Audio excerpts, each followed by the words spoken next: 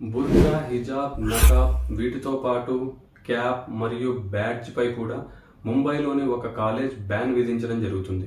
Students తమ మతాన్ని reveal చేసే విధంగా దుస్తులు ధరించకూడదని, వారు కేవలం చదువుపైన శ్రద్ధ పెట్టాలి అని. సాధారణంగా ఈ కాలేజ్కి 400 మంది స్టూడెంట్స్ హిజాబ్ ధరించి వచ్చేవాళ్ళు.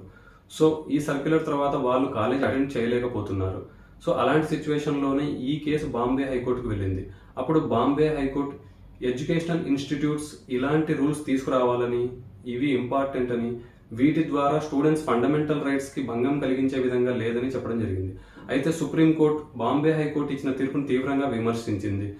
మీరు బుర్కాని, హిజాబ్ను బ్యాన్ చేసినట్లయితే వ్యక్తి పేరును బట్టి కూడా మతం రివీల్ అవుతుందని, అలా అయితే మీరు బొట్టు, తిలకం, పగిడి, తలపాగా ఇలాంటి వాటిపై కూడా బ్యాన్ విధించాలని విమర్శించింది.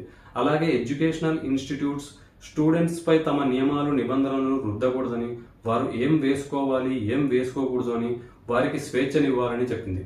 So friends, Bombay high court or supreme court ఎవరి థింకింగ్ మీకు బాగా అనిపించిందో కింద కామెంట్లో తెలియజేయండి. Thank you.